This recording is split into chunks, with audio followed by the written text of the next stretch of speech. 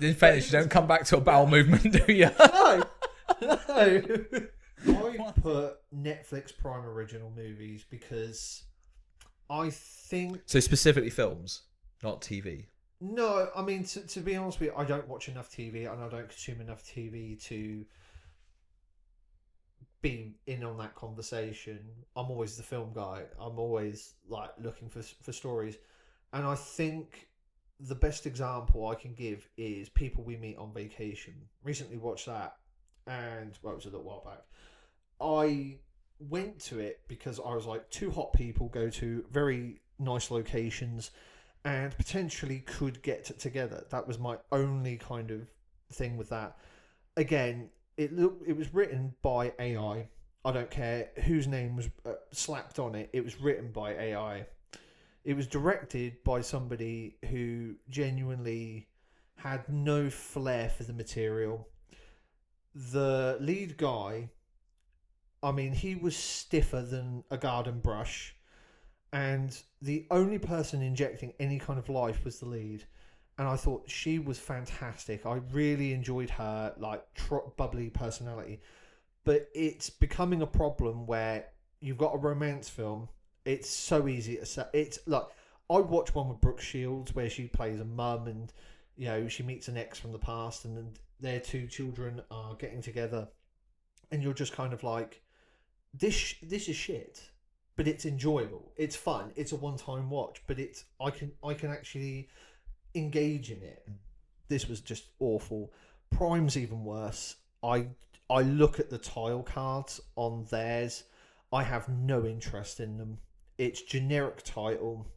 It's always cast in heroic pose. And you read the synopsis and it's just even worse. I think Netflix are getting worse, but Prime's up there with me. I don't think I've enjoyed a Prime original in years. So going just quickly, because I have a thought on this. So Netflix originals, would you then class Frankenstein or like The Rip or something like that in that? They are. Yeah. But they're very rare now. Like, really think on it.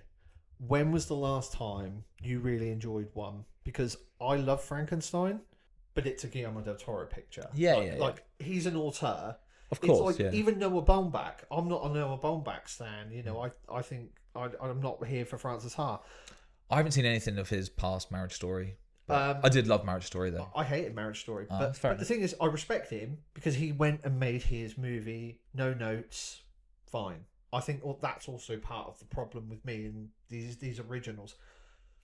But when you look at like a lot of the rom-coms, which I do because I'm, you know, I love sexy people doing romantic shit.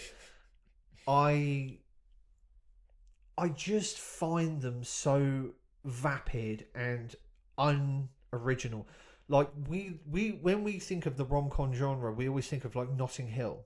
We think of About Time, like anything Richard Curtis, basically. But like if we're moving to the the other side of the pond with America, like you've got Nora Ephron, you've got Nancy Myers, you've got these female filmmakers, and they're making really good stuff, and they're memorable. Sleepless in Seattle, What Women Want. You know, you remember these titles. These are titles you come back to. I genuinely feel that with these Prime and Netflix originals, they're a bowel movement. You wipe one off and you're going...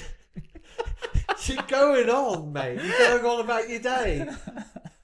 Who's coming back to Irish Luck with Lindsay Lohan? I love her. I really like that film. Well, in fairness, you don't come back to a bowel movement, do you? No.